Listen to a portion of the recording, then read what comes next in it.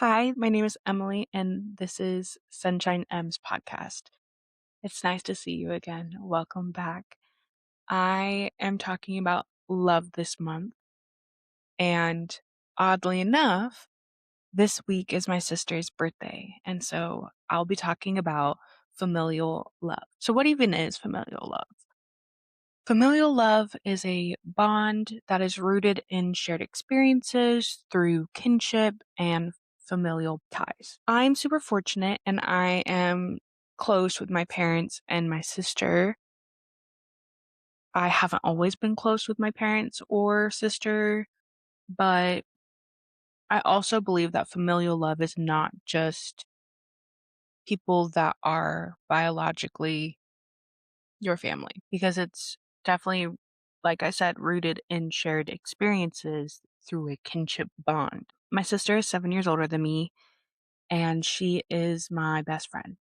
She cracks me up. She knows me unlike any other. Like, it's actually kind of concerning how well she knows me, despite me being the younger sister. Like, I know everything about her, but she knows me without me knowing me. She's watched me grow into who I am from the first second I was out of the womb. And that's really weird to think about. But I've been super fortunate. My experience with a sister that truly cares, that is selfless, she's not a mean girl. Like, I am so freaking lucky. I've seen some people with their siblings, with their sisters, and I'm like shocked that they even talk because my sister and I, we have the same heart. We have the same bleeding heart that is empathetic, that cares for people. And so I've been so freaking fortunate. My parents, that one's a little tricky sometimes because obviously we're all different people. As close as I am to my dad, he is not like me. My mom and I, we have a lot of similarities when it comes to feeling big. My dad and I feel big, but I don't hide my feelings. And I'm not shaming him for hiding his feelings. Like, it is definitely a learned behavior, but it did create a lot of problems for me growing up because I was branded as the little girl who was overdramatic, oversensitive, a crybaby for having feelings. And sometimes that can be really hard to get out of. I currently live with my dad and my stepmom, my madre, and there are times where I can tell they still see me as overdramatic, oversensitive, little crybaby Emily. My dad and I, we've had our moments because we feel our big feelings differently. And thankfully, we're in a place where we can still communicate our big feelings, even when we're not expressing them appropriately at times.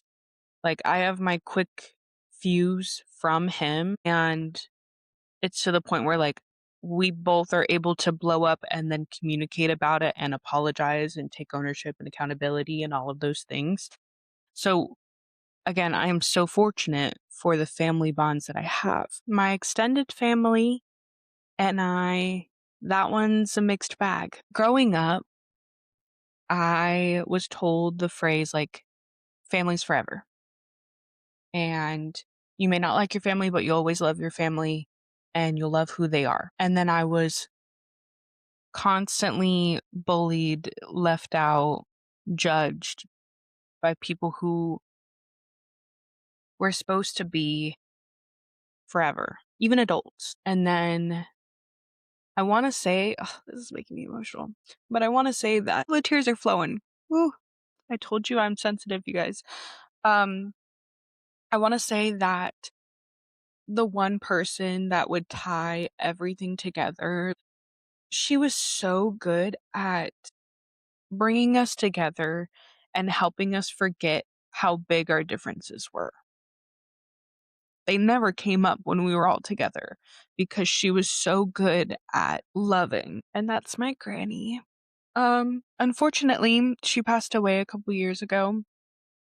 And I do feel like those familial bonds and that familial love has changed since she has passed because, again, she coordinated everything. So now we don't have a coordinator. So then we don't hang out. Or when we do, we no longer have that, like, we love first. Now there's a lot of pain and political issues and disagreeing and, well, I love you, but I don't like you. And forced interactions. And that makes me super emotional because it was not like that growing up. Like, even when I was being bullied by my cousins and constantly judged by, you know, adults in the family, it was never forced. Sorry. Like, I can be super grateful for what ties us, and I can be super grateful um that I am who I am today because of my family, but I can also still grieve the relationships and how they have changed and how they've adapted into something that I never thought would happen. Change is inevitable. But like I said, the phrase of like family is forever, like you'll always love them, they'll always love you, like it's unconditional.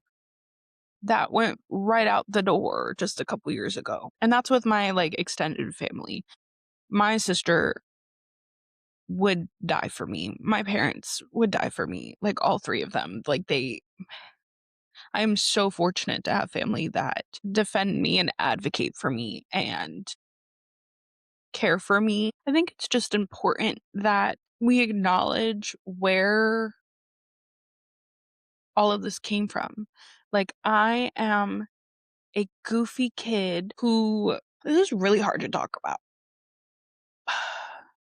who was constantly like singled out because of me and a cousin. And as we became adults, it it got a little better. Like, we can all be in the same room, but there goes that like forced interaction and forced, like, it's clear you don't want to be in the same room as me. And I'm over here like trying not to cry. Craziest thing about family bonds is we see each other grow up, right? And so when I'm having issues with some of the adults in our family and some of the cousins and drama and stuff like that, all I can see is them younger. So I'll have like fights with cousins and drama and stuff like that. And I react in a place of young, a place of hurt. And then I see them as the version of them that wouldn't treat me that way. That's really hard. That's really, really hard because I can, be hurt and angry and upset about things that have happened to me in my family. And I can be glad that there were good things, and I can be glad that at least we can still be in the same room. And I definitely grieve. I'm a very nostalgic person, and so when I see them, it's like all the drama kind of drops away in my head for a second, and I just want to like be little kids again, or I just want to go play fairies in the garden again, or I want to play Twister in the basement. Like I want to go run around in the backyard playing volleyball, even if it meant like my older cousins are doing like barrel rolls and like rolling over us and then like wrestling us to the ground. So that's what I see when I look at them. And then the drama continues and it hurts even more. On my mom's side, I only have one cousin, and he is a great cousin, as in like he is my mom's cousin. Super sweet. He's the kindest person probably ever.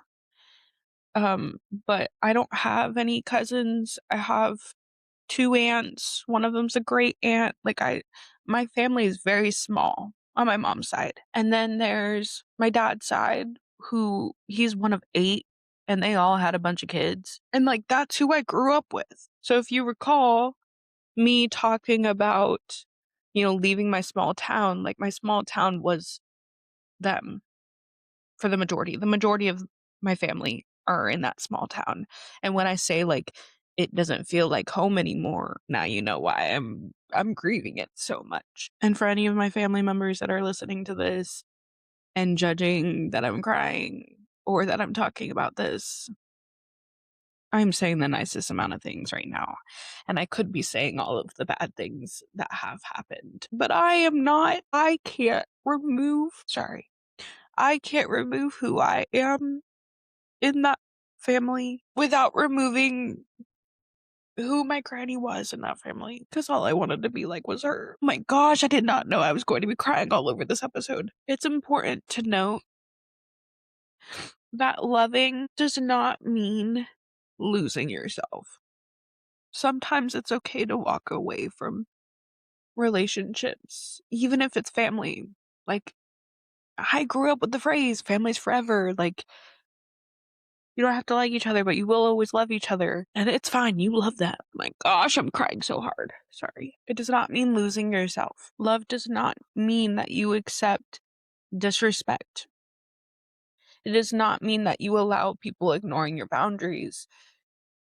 It does not mean you don't stand up for yourself. It does not mean that you let people walk all over you. Yes, family is forever. Like, forever, I'm going to be tied to these people. And I really do hope that one day we get to a place where it doesn't feel so freaking nasty.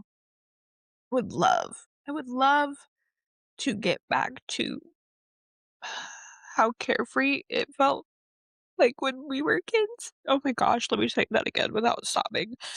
I would love I would love to get to a point where we are carefree again, like when we were kids. I would love to get to the point where there's excitement in seeing each other and not terror for having to step on eggshells and seeing you guys avoid me the entire interaction. I don't know how to repair some of these relationships, and maybe time really does heal all wounds, but a lot of time has gone by and it feels like it might not ever repair, and maybe it needs to grow into a different shape. I don't know that shape yet, so it just feels really hard. So when I'm crying about all these moments, I have my sister who this past year gave birth to the absolute cutest, most precious, perfect little boy. And I can't wait to see who he becomes. And I can't wait to see his family grow. And I can't wait to have kids so that he has cousins like I had cousins. Because even though things are harder as we are adults or becoming adults, I still want him to have those relationships that I had because they did impact me in a good way for the most part. My sister is my biggest fan and my protector, and I never thought that I could ever love anyone more or even just the same. Like, I have always been a sister's sister. Like, I've always been a sister's girl. So I never thought that I could love anyone as much as I love my sister. And then I met my nephew, and my heart just breaks wide open for that kid. He's like 4 months, and I'm like, he's a genius. He's perfect. He's so funny. Like, I just really hope that he gets experiences of good familial love. I know his parents love him.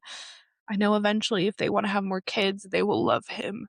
And I hope one that there's no change is inevitable. I don't know.